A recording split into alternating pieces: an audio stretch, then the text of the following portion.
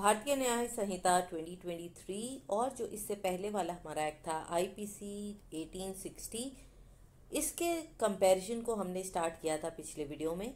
और अब हम भारतीय न्याय संहिता को आईपीसी से कंपेयर करने की जर्नी को आगे बढ़ाते हैं। और अब हम क्या करेंगे, सेक्शन 2 को हम आईपीसी से कंपेयर करेंगे सेक्शन वाइज और चैप्टर वाइज।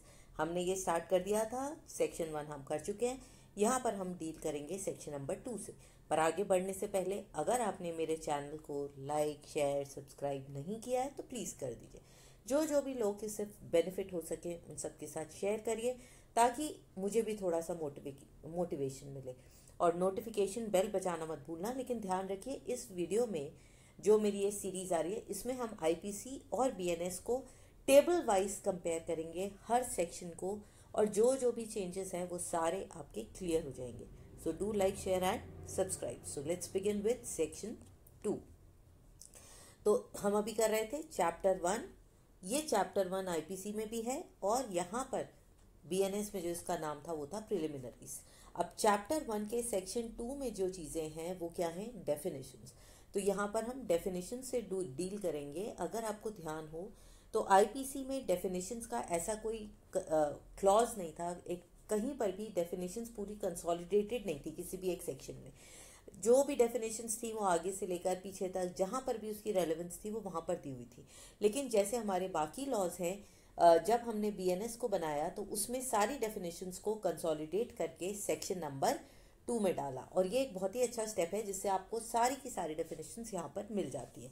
तो सबसे मेजर चेंज तो यही है कि आईपीसी में ये जो डेफिनेशंस थी ये कहीं पर भी कंसोलिडेटेड नहीं थी। ये कहाँ पर थी, ये दी हुई थी given in sections from 8 to 52A chapter 2। Chapter 1 में तो सिर्फ वही एक सेक्शन था 1 से लेकर 5 तक। चैप्टर 2 में सारी जनरल एक्सप्लेनेशंस में 8 से लेकर 52A तक डेफिनेशंस आ रही थी। सेक्शन 33 एक्ट ऑमिशन, ये हम आगे आगे देख लेते हैं, ठीक है। चलिए, तो अब हम स्टार्ट करते हैं क्योंकि इसमें बहुत सारी डेफिनेशन हैं, तो हम इसे जल्दी जल्दी करते हैं। सेक्शन 2, यहाँ पर ये वाली जो पहली लाइन है ये ऑब्वियसली आईपीसी में नहीं थी क्योंकि ये कोई कंसोलिडेशन था ही नहीं। In this Samhita unless the context otherwise requires, मतलब जब तक कि कोई और कंटेक्स्ट ना हो और वो मेंशन ना हो, मतलब उस आर्टिकल में, उस सेक्शन में कहीं और ये रिटन ना हो, तब तक हमारी जितनी भी बार ये वर्ड्स आएंगे उनका वही मतलब होगा जो हमने यहाँ पर डेफिनेशंस में दिया है। तो इसमें कुछ तो कॉमन है, जैसे एक्ट है। एक्ट क्या होता है, सीरीज ऑफ एक्ट्स, जो कि एक सिंगल एक्ट की तरह हम काउंट करते हैं। सीरीज ऑफ एक्ट क्या है, मान लीजिए कि मैंने किसी के पैसे चुराए, तो मैं अपने घर से वहाँ तक गई, मैंने उसका पर्स लिया, मैंने उसमें से पैसे निकाले। ये सारे जो सीरीज ऑफ एक्ट्स हैं ये एक सिंगल एक्ट है, ठीक है। उसके बाद हम आते हैं एनिमल पर। ये जो भी डेफिनेशंस में यहाँ पर ब्लैक में लिखी देख रहे हैं ये सारी डेफिनेशंस वही हैं जो आईपीसी में थी। आईपीसी में कहाँ पर थी, 8 से लेकर 52A में चैप्टर 2, और कुछ आगे आगे भी हैं। तो एनिमल क्या है, animal any living creature other than human being, से तो बिल्कुल क्लियर है। चलिए आगे बढ़ते हैं। अब जब हम आगे चलते हैं तो ये एक बहुत ही इंपॉर्टेंट पॉइंट है, इसका मैं कलर भी बदल लेती हूँ। ये इंपॉर्टेंट पॉइंट क्यों है, क्योंकि चाइल्ड की जो डेफिनेशन है ये अब एकदम नई आई है। तो ये आपको ध्यान रखना है। चाइल्ड की डेफिनेशन क्या है, any person below the age of 18 years, और ये एकदम डिफरेंट भी है। और डिफरेंट क्यों है ये मैंने यहाँ पर लिखा हुआ है। देखिए, उस वाला जो हमारा आईपीसी था उसमें बड़ा बड़ा डिफरेंट, अलग अलग जगह पर अलग अलग बच्चों की एज दी हुई थी, कहीं पर 7, कहीं पर 12। और सबसे मेजर जो डिफरेंस था वहाँ पर माइनर का क्या मतलब था। जब हम मेल की बात करते थे वो अंडर 16 ईयर्स था, और जब हम फीमेल की बात करते थे वो अंडर 18 ईयर्स था। तो ये जो जेंडर इनइक्वालिटी था, जेंडर बायस था, इसको यहाँ पर हटा दिया गया है। और यहाँ पर जो भी आप चाइल्ड की बात करोगे वो चाइल्ड क्या है, चाहे वो मेल हो, चाहे फीमेल हो, चाहे वो ट्रांसजेंडर हो, any person below the age of 18 years. Is that clear. तो ये हमारा यहाँ पर नया है। बाकी तो फिर वैसे ही हैं जो हमारे पहले थे। चलिए देखते हैं। काउंटरफीट, काउंटरफीट पहले वाला ही है। Who causes one thing to resemble another thing to practice deception knowingly, मतलब अगर हम कोई भी चीज़ हम किसी की नकल उतारते हैं, नकल, तो वो जो है दूसरे को धोखा देने के लिए वो क्या है, काउंटरफीट। जैसे आप ये देखो, ये नोट हैं, एक असली नोट है और एक नकली नोट है। नकली नोट हमने असली जैसा बनाया ताकि कंफ्यूजन ना हो, तो ये जो है काउंटरफीट। अब इसका एक्सप्लेनेशन क्या है कि ये बिल्कुल ज़रूरी नहीं है कि इमिटेशन एकदम एग्जैक्ट हो। एग्जैक्ट होगी तो इमिटेशन पता भी नहीं चलेगी ना। एकदम एग्जैक्ट ना हो, जैसे कि लेबल बने होते हैं, टॉफ़ियों के लेबल होते हैं, चिप्स के लेबल होते हैं, तो वो एकदम सेम ना भी हो तब भी वो काउंटरफीट है। एक्सप्लेनेशन 2 क्या है, when resemblance is such that a person might be deceived. बस इसमें एक क्राइटेरिया क्या होना चाहिए कि ये जो रिजेम्बलेंस है वो ऐसी होनी चाहिए जिससे दूसरा व्यक्ति धोखा खा जाए और वो किसी और के नाम से ले ले। मान लीजिए कि हमने कोलगेट बेच रहे हैं, कोलगेट को हम के से बना दें और हम जो है कोलगेट को लिख दें, कोलगेट है ना ये, इसको मैं ऐसे लिख दूं और फिर मैं इसे सेम पैकेट में बेच दूं और उसके बाद कहूँ कि मैं तो धोखा नहीं दे रही हूँ, तो ये नहीं चलेगा। अगर दूसरा जना धोखा खा सकता है तो ये काउंटरफीट है। ठीक है, उसके बाद हम आते हैं कोर्ट पर। यहाँ पर पहले जो था उसमें क्या था, कोर्ट ऑफ जस्टिस। ठीक है, तो ये कोर्ट ऑफ जस्टिस था, लेकिन इसमें बीएनएस में इट इज ओनली कोर्ट। और कोर्ट क्या है, अ जज और अ बॉडी ऑफ जजेस which is impaired by law to act judiciously as a body when the जज और बॉडी ऑफ जजेस इज एक्टिंग जुडिशियली। मतलब कोर्ट क्या है, जब वहाँ पर कोई जज या कोई भी जजेस की एक बॉडी बैठी है जिसको भी लॉ ने एम्पायर करा है अब जस्टिस डिलीवर करने के लिए। तो क्या क्या इसमें मेजर चेंजेस हो गए कि हमने यहाँ पर कंसोलिडेट कर दिया है। आईपीसी में ये सारे अलग अलग जगह पर थे। सेक्शन 33 जो था जिसमें एक्ट और ओमिशन एक साथ दिए हुए थे, यहाँ पर वो डिलीट कर दिया। आप देख रहे हो ना, ये एक चीज़ आप ध्यान में रखना, ये जितनी भी हमारी डेफिनेशंस हैं ये अल्फ़ाबेटिकली है।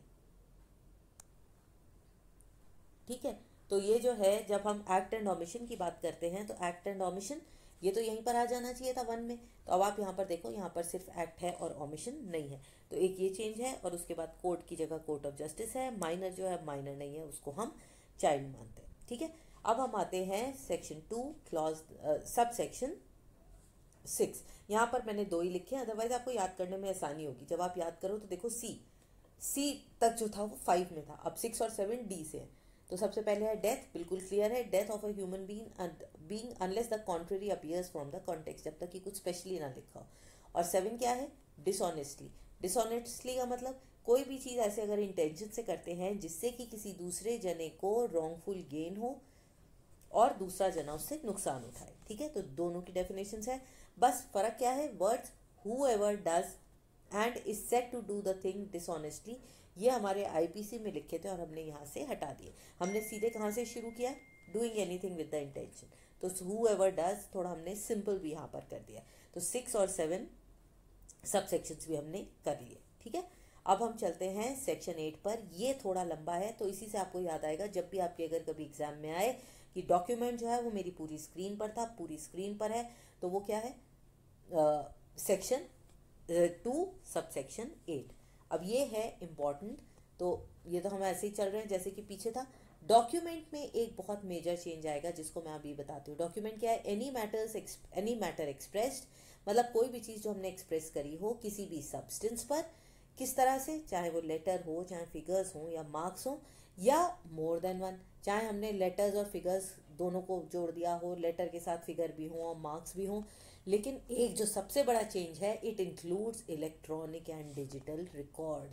सबसे बड़ा जो डॉक्यूमेंट में चेंज आया है वो यही है, बाकी तो सब सेम है, that it includes electronic and digital record. इसको मैं अलग कलर से भी लिख रही हूँ, it includes electronic and digital records and it can be intended to be used as evidence और नॉट। मतलब इन सब के अलावा इलेक्ट्रॉनिक और डिजिटल रिकॉर्ड जो है, चाहे हम इसे एविडेंस की तरह यूज़ करें या ना करें, लेकिन ये हमारे डॉक्यूमेंट का पार्ट है। अब इसको एक्सप्लेनेशन देख लेते हैं। Substance of letter, figures, marks, ये जो है कोड में यूज़ हो या ना हो, लेकिन ये डॉक्यूमेंट माना जाएगा। इलस्ट्रेशंस की क्या क्या चीज़ें इसमें इंक्लूड होती है, कॉन्ट्रैक्ट हो गया, चेक हो गया, पावर ऑफ अटॉर्नी है, मैप है, राइटिंग है, ये सारे में से आप कोई भी चीज़ ले सकते हो और वो क्या है, डॉक्यूमेंट। ओके, एक्सप्लेनेशन 2 क्या है, whatever is expressed by means of letters, figures, marks, it shall be deemed to be expressed within the meaning of this section. मतलब कोई भी चीज़ जो हमने लेटर, फिगर और मार्क्स से एक्सप्रेस करी है वो हमारी डॉक्यूमेंट है। अब इसका इलस्ट्रेशन क्या है और उसका इम्पॉर्टेंट चीज़ क्या है, जिस मीनिंग से वो लिखी गई है वो चाहे उस पर क्लियर दिया हो या ना दिया हो, लेकिन वो उसका एविडेंस होगा। जैसे कि मान लीजिए बिल ऑफ एक्सचेंज है, एक्सेप्टेड लिखा है ना, अब इसकी बैक साइड पर, इसकी उल्टी तरफ, वहाँ पर हम अपना साइन कर देते हैं। इसका मतलब क्या है, चेक के पीछे भी आप साइन करते हो, इसका क्या मतलब है कि हम जो है इस बिल ऑफ एक्सचेंज पर या जो भी अमाउंट लिखा है उस पर साइन करके पेमेंट के लिए तैयार है। ठीक है ना, तो ये क्लियर हो गया यहाँ पर। अब यहाँ पर क्या मैंने उल्टी साइड पर लिखा है, पेमेंट एक्सेप्टेड, ये तो नहीं लिखते ना, हम सिंपली साइन कर देते हैं। तो अगर ये साइन करा है तो भी इसका मतलब क्या होगा, इसका मतलब यही होगा कि हम पेमेंट के लिए तैयार हैं। तो इलस्ट्रेशन है, a sign on the back of the bill of exchange is same as if pay to the holder. मतलब अगर सिर्फ एक मैंने साइन भी कर दिया तो उसका मतलब है कि बिल ऑफ एक्सचेंज, ये जो पैसे लिखे हैं यहाँ पर 1.5 लाख, ये मैं देने के लिए बिल्कुल तैयार। ओके, अब हम इसे आईपीसी से कंपेयर करते हैं। इलेक्ट्रॉनिक एंड डिजिटल रिकॉर्ड यहाँ पर ऐड किया गया है, जो कि पहले क्या था, सेक्शन 29 और 29A आईपीसी में था डिजिटल रिकॉर्ड्स, लेकिन वो डॉक्यूमेंट्स का हिस्सा नहीं था, इसको हम कहीं और पर इंक्लूड कर देते, लेकिन यहाँ पर ये डॉक्यूमेंट का हिस्सा है और अब ये बिल्कुल एविडेंस की तरह यूज़ हो सकता है। इन दोनों में क्या डिफरेंस है, वहाँ पर एक सर्टिफिकेट देना पड़ता है, बहुत सारे उसमें क्लैरिफिकेशंस होते हैं, लेकिन यहाँ पर क्या है, इलेक्ट्रॉनिक और डिजिटल रिकॉर्ड हमारा डॉक्यूमेंट का पार्ट है। Is that clear? तो यहाँ तक हमने अब कर लिया सेक्शन 8। इसके लिए एक इम्पॉर्टेंट केस है जो मैंने यहाँ पर लिखा है। ये केस किसका है, आईपीसी का है। आईपीसी का क्या केस है, Arjun Pandit Rao Kotkar versus Kailash Bhushan Rao Gorantyal and others. ये जो केस था इसमें क्या है, इसमें इन्होंने क्या कहा था, with the increasing Reliance of electronic records during investigation, कोई एक सर्टेनिटी चाहिए और यहाँ पर वो सर्टेनिटी दे दी गई है। ये केस क्या था, ये केस जो है किसी पॉलिटिशियन का था और हुआ क्या था कि मान लीजिए हमने वहाँ पर उन्हें अपने इलेक्शन लड़ने के लिए रजिस्ट्रेशन करना था और मान लो उसका टाइम अगर 5 बजे का था, तो ये जो है 5:05 पे पहुँच गए होंगे, 5:10 पे पहुँच गए होंगे, लेकिन भैया अपना रसूख है, इनका जो है रजिस्ट्रेशन फॉर्म एक्सेप्ट हो गया और ये जो है जीत भी गए। जब वो जीत गए तो जो जना हारा था उसने क्या कहा, उसने कहा कि इन्होंने जो अपना रजिस्ट्रेशन फॉर्म दिया था वो लेट दिया था और उसके लिए वहाँ पर जो सीसीटीवी रिकॉर्डिंग थी वो दे दी। अब वो सीसीटीवी रिकॉर्डिंग दे दी, कभी कोर्ट ने उसे एक्सेप्ट किया, कभी नहीं किया। क्यों नहीं किया, क्योंकि वहाँ पर जो ऑफिसर था उस ऑफिसर ने वो सीसीटीवी रिकॉर्डिंग तो दे दी, लेकिन इस रिकॉर्डिंग के साथ उसे एक फॉर्म भी देना होता है। वो फॉर्म कोई भी साइन करने को तैयार नहीं था और भाई किसी बड़े नेता के खिलाफ क्या आप फॉर्म साइन कर दोगे, तो उसने वो फॉर्म साइन नहीं किया। अब कोर्ट में क्वेश्चन उठा कि अगर फॉर्म साइन नहीं किया तो इतना क्लियर जो सीसीटीवी का एविडेंस है, क्या हम उसे भी डिफाई कर सकते हैं? मतलब सब कुछ हमें साफ दिख रहा है, लेकिन क्योंकि वो फॉर्म नहीं है तो हम उसे ले नहीं सकते क्या? तो इस पर बहुत लंबी बहस हुई और उस केस में ये डिसाइड हुआ कि इसके ऊपर कोई क्लैरिटी होनी चाहिए और यहाँ पर वो क्लैरिटी आ गई है कि कोई भी ऐसा रिकॉर्ड जो है वो एविडेंस की तरह यूज हो सकता है और वो डॉक्यूमेंट है। Is that clear? तो अब हम चलते हैं अगले वाले पर। अब हम आते हैं इस स्लाइड पर, हम कर रहे हैं 9 से लेकर 15 तक, जल्दी जल्दी करते हैं, ये बहुत सिंपल है। तो 9 क्या है, फ्रॉड्यूलेंटली। ये तो बिल्कुल सिंपल है। फ्रॉड्यूलेंटली मतलब कोई भी चीज़ अगर गलत इंटेंशन से की गई है किसी दूसरे को डिफ्रॉड करने के लिए या धोखा देने के लिए। अब जो इम्पोर्टेंट चेंज आता है या कोई भी जो मेजर आता है जिसको हमें डिस्कस करना है वो क्या है, जेंडर। ठीक है, अब जेंडर में क्या चेंज है, चलिए जेंडर में ये चेंज है कि जेंडर पहले क्या था, पहले जेंडर में होता था मेल एंड फीमेल। तो जब भी हम ही का यूज़ करते थे वो मेल और फीमेल दोनों को इंक्लूड करता था, पर यहाँ पर क्या है, ये जो ही यूज़ हो रहा है ये इंक्लूड करेगा एनी पर्सन। ये मेल भी हो सकता है, फीमेल भी हो सकता है और ट्रांसजेंडर भी हो सकता है। तो इसका एक्सप्लेनेशन क्या दिया है, ट्रांसजेंडर क्या है, transgender section 2K of transgender person protection और transgender person protection of right act 2019 का जो है, उसके अंडर ट्रांसजेंडर को 2K में जैसे भी डिफाइन किया गया है वही यहाँ पर इंक्लूड होता है। और इसके लिए केस क्या है, national legal services authority versus union of India. ये 2014 का था जिसमें कि ट्रांसजेंडर्स को थर्ड जेंडर की तरह, जिसमें ट्रांसजेंडर्स को थर्ड जेंडर की तरह इंक्लूड किया गया था। तो ये एक बहुत ही लैंडमार्क जजमेंट था जिसमें क्या हुआ था, सुप्रीम कोर्ट ऑफ इंडिया ने ट्रांसजेंडर को एक थर्ड जेंडर माना था और उनके सारे फंडामेंटल राइट्स जो कि सबको, जो हर सिटीजन को मिले हुए हैं वो उनको ग्रांट हुए थे under the constitution of India और ये उनको इक्वली एप्लीकेबल थे। सो अब इंडिया में क्या हो गया था कि मेल और फीमेल के अलावा एक थर्ड जेंडर था जो कि था ट्रांसजेंडर। तो याद रखिएगा ये कौन सा वाला केस था और ये कब हुआ था, national legal service authority versus union of India in year 2014, जब ट्रांसजेंडर को थर्ड जेंडर माना गया था और डिफाइन कब किया इसे, ट्रांसजेंडर पर्सन प्रोटेक्शन एक्ट। ठीक है, अब हम आते हैं बाकी पे। बाकी फिर सिंपल है, गुड फेथ, कोई भी ऐसी चीज़ जिसको हमने किसी बुरे इंटेंशन से नहीं किया।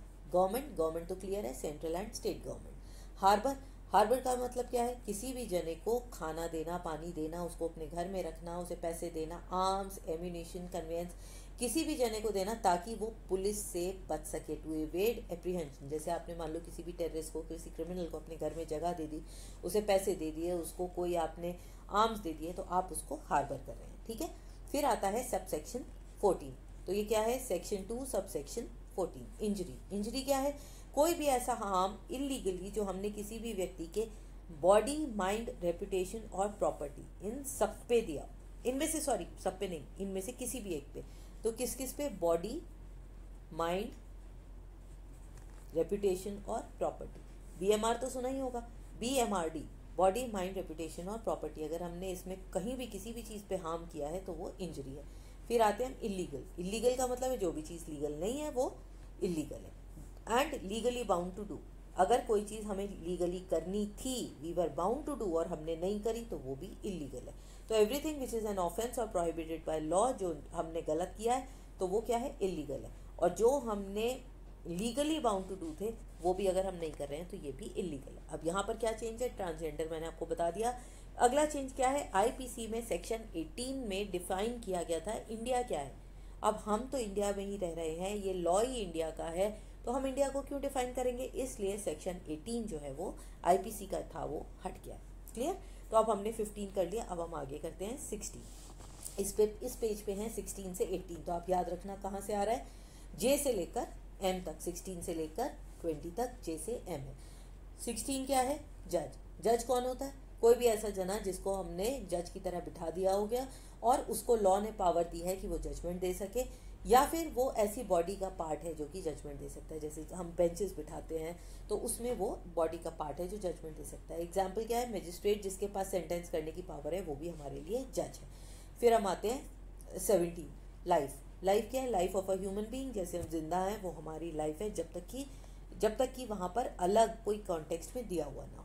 लोकल लॉ, लोकल लॉ क्या होता है, लोकल लॉ का मतलब कोई भी ऐसा लॉ जो किसी इंडिया के पर्टिकुलर पार्ट पे हो। जैसे मैंने प्रॉपर्टी एक्ट बना दिया यूपी का, तो वो लोकल लॉ हो गया। दिल्ली में कोई एक्ट बनाया है, पोल्यूशन के लिए कुछ बना है, हमने कोई भी किया ऑड इवन, तो वो क्या था, लोकल लॉ। तो ये होते हैं लोकल लॉज, ठीक है। फिर हम आते हैं मैन। जब हम मैन लिखेंगे इसका मतलब है मेल ह्यूमन बीइंग। जब हम ही लिखेंगे, ही का मतलब मैन, वुमेन और ट्रांसजेंडर, मैन लिखेंगे तो मेल। उसके बाद आते हैं हम मंथ एंड ईयर। ये भी यहाँ पर भी एक चेंज है कि मंथ एंड ईयर, जब हमारा पहला आईपीसी था, आईपीसी में लिखा हुआ था ब्रिटिश कैलेंडर, लेकिन अब हम यूज़ तो यही कर रहे हैं, ग्रेगोरियन कैलेंडर, ये ग्रेगोरियन कैलेंडर, तो हम यूज़ तो यही कर रहे थे, लेकिन उसमें लिखा ब्रिटिश कैलेंडर था, जिसको कि अब यहाँ पर करेक्ट कर दिया ग्रेगोरियन कैलेंडर। तो इसमें मंथ और ईयर जो हैं वो सारे ग्रेगोरियन कैलेंडर से। अब यहाँ पर देखिए आईपीसी में सेक्टर 10 था, मैन वुमेन, इनको हमने बाइफरकेट कर दिया है 2 में, सेक्शन 2 सब सेक्शन 19 और सेक्शन 2 सब सेक्शन 35। 19 में एम से है ना, ऑब्वियसली 19 एम से है, और विमेन जो है वो डब्ल्यू से होगा, तो हमने 19 में मैन आ गया और 35 इन दोनों को हमने अलग अलग कर दिया, जबकि सेक्शन 10 में मैन और विमेन एक साथ दिए हुए थे आईपीसी में। तो ये छोटे मोटे से चेंजेस हैं। फिर हम आते हैं अगले में, जहाँ पर हम फिर मंथ पिछले वाले में था और मूवेबल यहाँ से, तो हमने मूव करके अब 21 से लेकर 25 तक आ गए। 21 में क्या है, मूवेबल प्रॉपर्टी, यहाँ भी एक चेंज है। मूवेबल प्रॉपर्टी क्या है, हमने पहले भी देखा था, प्रॉपर्टी कोई भी ऐसा डिस्क्रिप्शन जो कि ज़मीन से या लगी हुई नहीं है या किसी ऐसी चीज़ से ज़मीन से अटैच्ड नहीं है जिसको कि हम हटा ना सके। तो मूवेबल प्रॉपर्टी में क्या है, कोई भी ऐसी चीज़ जो ज़मीन से जुड़ी हुई नहीं है या किसी ऐसी चीज़ से नहीं जुड़ी है जो कि ज़मीन से हट ना सके। यहाँ पर एक चीज़ इन्होंने क्या करी है कि आईपीसी में क्या लिखा था, कॉर्पोरियल, ठीक है, तो कॉर्पोरियल वर्ड जो है इन्होंने हटा दिया। और कॉर्पोरियल वर्ड हटाने से क्या हुआ, जो हमारे इंटेलेक्चुअल राइट्स थे, ठीक है ना, इंटेलेक्चुअल राइट्स को भी इन्होंने मूवेबल प्रॉपर्टी में डाल दिया, और ये बहुत ही अच्छा हुआ। इंटेलेक्चुअल राइट्स को अब हम बीएनएस के अंडर ट्राई करेंगे। तो ये जो हमारा कोई आइडिया है, कॉपीराइट है, हमने कुछ भी इंटेलेक्चुअल काम किया है, हमने कोई पेटेंट लिया है, अब ये सारी चीज़ें क्या हो गई हैं, ये अब सब मूवेबल प्रॉपर्टी में आ गई है। तो ये भी एक बड़ा चेंज है आईपीसी और बीएनएस में। फिर हम आते हैं 22 subsection 22 sorry section 2 subsection 22 number. Unless the contrary in context, कोई भी अगर नंबर दिया है तो वो उसका प्लूरल भी इंक्लूड करता है। मान लो मैंने लिखा है 2 तो वो 2 को भी इंक्लूड करता है। तो नंबर जब तक कि लिखा ना हो तब तक वो प्लूरल को इंक्लूड करता है। फिर हम आते हैं ओथ। ओथ क्या है? कहीं भी किसी भी चीज़ की प्रतिज्ञा करना। सॉlemn अफर्मेशन कंस्टिट्यूटेड बाय लॉ। बस इसमें क्या फ़र्क है कि ये लॉ में हमने ये जो भी प्रतिज्ञा करी है, जो भी हमने प्रण लिया है, ये लॉ के आगे एक प्रूफ है। ये नहीं है कि मैंने जो है भीष्म प्रतिज्ञा कर ली अपने कमरे में बैठकर और वो ओथ हो गई। देन वो ओथ नहीं है। जब हम इसे ओथ को पेपर पे देते हैं, लीगल होती है जब वो लॉ से, तब वो हम उसको ओथ कहते हैं। ठीक है, अब हम आते हैं सेक्शन 24। याद रखिएगा सेक्शन 2 सबसेक्शन 24 क्या है? ऑफेंस। कोई भी ऐसी चीज़ जो इस संहिता में पनिशेबल है। लेकिन कुछ सेक्शंस ऐसे हैं, देखो सेक्शन 2, 3, 4 इसे आप पढ़ लेना और कॉपी अगर लेके बैठे हो तो नोट कर लेना। ऑफ सेक्शन 8 फिर 9 ये सारे आपको सेक्शंस दिए हुए हैं, सब सेक्शंस दिए हुए हैं, ये सब दिए हुए हैं। या इनके अलावा अगर और कोई सेक्शन ऐसा है जो कि किसी स्पेशल लॉ से गवर्नड है या सब सेक्शन ये हैं, ये सारे अलग अलग दिए हुए हैं। तो ये सब जो हैं इनमें कुछ ऐसी हैं जिनमें पनिशमेंट दिया हुआ है, इम्प्रिजनमेंट दिया हुआ है। तो ये जो पनिशमेंट और इम्प्रिजनमेंट वाले क्लॉज है ये यहाँ पर दिया, और इनके अलावा जितने भी सेक्शंस हैं उन सब में बताया गया कि ऑफेंस क्या होती है। ठीक है, फिर हम आते हैं 25। अगर आपको याद हो जब हमने सेक्शन 2(1) करा था तो वो एक्ट था, और मैंने आपको आईपीसी में बताया था एक्ट और ओमिशन दोनों एक साथ लिए हुए थे जब हम आईपीसी करते हैं। लेकिन यहाँ पर एक्ट और ओमिशन दोनों अलग अलग हैं। तो 25 में ओमिशन आता है और 1 में एक्ट था। ओमिशन क्या है? सीरीज ऑफ ओमिशन को एक ओमिशन। मान लो सड़क पे एक आदमी मर रहा है और आप वहाँ से क्रॉस कर रहे हो और आप आए, उसको देखा, उसकी फ़ोटो खींची, रील बनाई और आप चले गए। तो ये सारे कुछ जो हैं एक ही ओमिशन में। और वो ओमिशन क्या है कि आपने उस व्यक्ति की ज़रूरत थी, उसकी हेल्प करनी थी और आपने नहीं करी। अब हम आते हैं 26 से 30 तक। 26 से 30, 26% बिल्कुल सिंपल है, लेकिन इस पर्सन में company, association, body of person आती है, चाहे वो इनकॉर्पोरेटेड हो या ना हो। ये तो हम सभी को पता है कि हमारे लॉ में जब भी कोई कंपनी बनती है, एसोसिएशन होती है, वो एक पर्सन होती है। फिर हम आते हैं पब्लिक पर। पब्लिक में कोई भी क्लास ऑफ पब्लिक या कम्युनिटी, वो सब पब्लिक है। फिर पब्लिक सर्वेंट। पब्लिक सर्वेंट इसमें बहुत सारी चीज़ें दी हुई थी, मैंने सारी यहाँ पर नहीं लिखी हैं। तो जो भी कैटेगरीज दी हैं आप प्लीज़ इसको अगर आप नोट कर रहे हो तो इसको आप BNS से नोट कर लेना। इसमें 11 डिस्क्रिप्शंस दिए हैं क्या क्या है। कोई आर्मी में है, कोई जज है, कोर्ट में है, कोई भी जो गवर्नमेंट ऑफिसर है जो उनसे तनख्वाह अपनी गवर्नमेंट से लेता है, उनके रूल से गवर्न होता है, वो सारे क्या है? पब्लिक सर्वेंट्स है। फिर है reason to believe. Reason to believe, अगर मैंने कोई भी काम सही सोचते हुए किया, मेरे पास रीज़न था ये सोचने का कि जो मैं कर रही हूँ वो ठीक है, तो वो आएगा रीज़न टू बिलीव। और ये कब मानेंगे हम? जब हमारे पास सफिशिएंट रीज़न टू बिलीव है। मान लीजिए मैंने किसी से शादी कर ली, ये भी नया नया ऐड हुआ है ना, और उसने मुझे ये बताया कि वो जो है शाहरुख खान है। अब मैंने शाहरुख खान की फ़ोटो नहीं देखी थी, उसने मेरे को सारी पिक्चरों में मॉडिफाई करके, मॉर्फ कर करके दिखा दिया और मेरे को बता दिया कि मैं मान लूँगी। लेकिन अगर उसने मेरे को कोई फ़ोटो वोटो नहीं दिखाई तो क्या मैं बेवकूफ़ हूँ जो शाहरुख खान मान लूँगी? नहीं ना। तो अगर रीज़न टू बिलीव है तो वो जेन्युइन है। फिर है स्पेशल लॉ। स्पेशल लॉ का मतलब जैसे स्पेशल मैरिज एक्ट है जो किसी एक स्पेशल सब्जेक्ट के लिए बनाया जाता है, वो होता है हमारा स्पेशल लॉ। चाहे वो टेररिस्ट के लिए बनाया गया हो, चाहे मूवी के लिए बनाया गया हुआ है स्पेशल लॉ। अब हम आते हैं 31 से लेकर 35 तक। 31 इज वैल्यूएबल सिक्योरिटी। कोई भी ऐसा डॉक्यूमेंट या लीगल राइट जो क्रिएट किया गया हो, ट्रांसफ़र किया हो गया, रिस्ट्रिक्ट किया हो गया, एक्सटिंग मतलब या तो बनाया गया हो, एक्सटेंड किया हो, ट्रांसफ़र किया हो या उसे ख़त्म किया हो, ये सारी चीज़ें क्या है? Valuable security. तो a sign of bill of exchange, transfer the right. इसमें क्या है? अगर बिल ऑफ एक्सचेंज है या मैं अगर कोई चेक काट रही हूँ तो उसमें वैल्यूएबल सिक्योरिटी है ना, क्योंकि मैं ये कह रही हूँ कि मेरे जो पैसे हैं, जितना भी अमाउंट है, वो मैं किसी दूसरे को ट्रांसफ़र करूँगी। ठीक है, फिर हम आते हैं वेसल पर। वेसल का मतलब कोई भी ऐसी चीज़, जब हम शिप हो गई, क्रूज़ हो गया, तो जिस बोट हो गई, conveyance by water of human being, मतलब वाटर ट्रांसपोर्टेशन के जितने भी मीन्स हैं वो सारे वेसल्स हैं। वॉलेंटरीली, वॉलेंटरीली का मतलब पता है? एक मैं सड़क पे चल रही हूँ, यहाँ पे चल रही हूँ, और एक कोई रास्ते में आया व्यक्ति और मेरे से ऐसे ही भिड़ गया, मैंने ध्यान ही नहीं दिया, मैं जो फ़ोन पे बात कर रही थी या मैं इधर उधर देख रही थी, और वो एकदम से आया यहाँ से घूम कर, तो मैंने उसे नहीं देखा, तो मैंने वॉलेंटरीली नहीं किया ना। और दूसरा केस क्या है कि जो है मैं यहाँ से जा रही हूँ और मेरे को ये बैठा हुआ दिखा व्यक्ति और मेरा मन करा मैं इसे एक लाफा लगाऊँ, और मैंने जाते जाते इसको एक धक्का दिया और उससे इसके चोट लग गई। तो वॉलेंटरीली, जब मैंने सोच समझ के, जो उसका नतीजा हुआ है, जो उसका कॉज है, उसको सोचते समझते भी वॉलेंटरली जानते पूछते काम किया। इसका एग्जाम्पल क्या है, ए ने आग लगा दी किसी के घर में और ये उसे पता था कि उस घर के अंदर 4-6 लोग हैं और इससे उसकी रॉबरी का काम हो गया, तो क्या उसने डेथ नहीं करी? यहाँ पर क्योंकि उसे पता था कि अगर अंदर लोग रह रहे हैं तो वो भी मरेंगे, और ये केस सिर्फ रॉबरी का नहीं रहेगा, ये क्या होगा, रॉबरी के साथ साथ डेथ या मर्डर भी होगा। ठीक है, फिर हम आते हैं विल पर। विल तो पता है, अपनी जमीन जायदाद किसी दूसरे को देना, टेस्टमेंट्री डॉक्यूमेंट जब हम लिख के देते हैं। विमेन, ये भी हमने ऊपर करा था, देखो यहाँ पर 35 है ना। मैन और वुमेन जो कि आईपीसी में था 22 और सेक्शन 219 और सेक्शन 2 सब सेक्शन 35 में आ गया है, जबकि वो आईपीसी में मैन और वुमेन दोनों एक सेक्शन में थे, यहाँ पर अलग है, ये मैं पहले भी आपको बता चुकी हूँ। और अब ये लास्ट वाला है, इसको और देख लेते हैं। ये है 36 से लेकर 39 तक। रॉन्गफुल गेन मतलब gain by unlawful means of property, जो मेरा हक नहीं है अगर मैं वो छीनने की कोशिश करती हूँ तो वो है रॉन्गफुल गेन। रॉन्गफुल लॉस मतलब मेरा लॉस होना नहीं था लेकिन मेरा करा दिया गया। जैसे आपने देखा मेरा लॉस नहीं होना था, मैंने किसी कंपनी में पैसे लगाए, उन्होंने मुझे ठग लिया, तो वो क्या है, रॉन्गफुल लॉस। मेरा लॉस होना तो नहीं था वो। उसके बाद gaining wrongfully and losing wrongfully. तो gain wrongfully when a person retains मतलब मैंने कोई जो है, जो मेरा हक नहीं है मैंने उसको अपने पास रखा हुआ है, किसी का कब्जा कर रखा है घर पर। और लूज रॉन्गफुली जब कोई चीज़ जो मेरी थी वो मेरे से हटाई गई है और मेरे को दी नहीं गई है।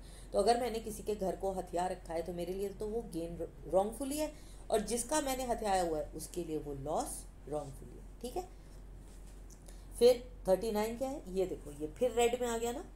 अब अगर ये रेड में आ गया है तो इसका मतलब फिर ये बिल्कुल नया है।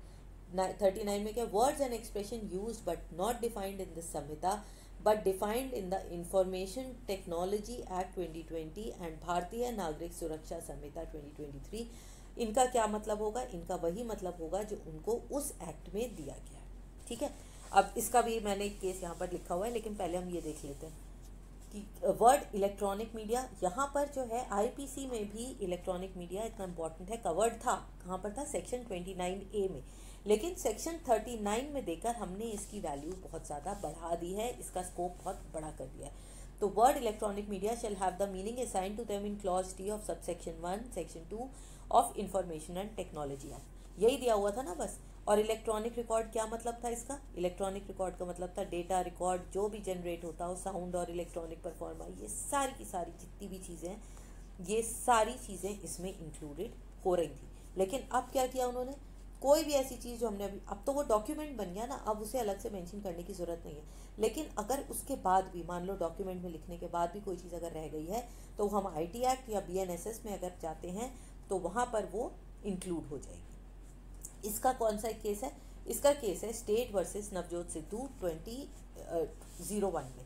इसमें क्या हुआ था, ये क्या है, इंडियन पार्लियामेंट्री अटैक। इसमें सुप्रीम कोर्ट ने कहा था कि जो इलेक्ट्रॉनिक रिकॉर्ड्स हैं, स्पेशली जो मोबाइल फ़ोन के रिकॉर्ड्स हैं, इन्हें हम एडमिट कर सकते हैं एविडेंस की तरह बिना किसी सर्टिफिकेट के। जैसे मैंने आपको भी पीछे बताया ना कि हम पहले अगर ये इलेक्ट्रॉनिक रिकॉर्ड देते थे तो ये डॉक्यूमेंट तो माना नहीं जाता था, तो इसके साथ हमें एक सर्टिफिकेट भी देना पड़ता था, जैसे अभी मैंने आपको पिछले केस में बताया। लेकिन जब ये पार्लियामेंट पे अटैक हुआ तब सुप्रीम कोर्ट ने कहा कि बिना सर्टिफिकेट के भी हम उसे इंक्लूड करेंगे, क्योंकि वहाँ पर हमें एविडेंस मिला ही कहाँ से था, सीसीटीवी से तो मिला था जो पार्लियामेंट पे अटैक हुआ था। तो अब उन्होंने इसको इंक्लूड किया और यहाँ पर अब हमने उसको अपने बीएनएस का एक पार्ट बनाकर उसे डॉक्यूमेंट में डाल दिया। तो ये थे सारे के सारे डेफिनेशंस और आईपीसी के साथ उसका कंपैरिजन। आई होप कि आपको समझ में भी आ गया होगा और इंटरेस्टिंग भी लगा होगा। मैंने साथ साथ आपको कुछ केसेस भी सुनाए जिससे आपको याद रखने में भी आसानी रहेगी। एक बार फिर अगर आपने मेरे चैनल को लाइक शेयर नहीं कराया और सब्सक्राइब नहीं कराया तो उसको फटाफट से कर दीजिए और नोटिफिकेशन बेल दबाना बिल्कुल मत भूलिएगा। अगले वीडियो में हम करेंगे सेक्शन नंबर 3 जिसमें हम जनरल एक्सप्लेनेशंस पर डिस्कशन करेंगे। Okay, so see you in the next video, till then bye bye.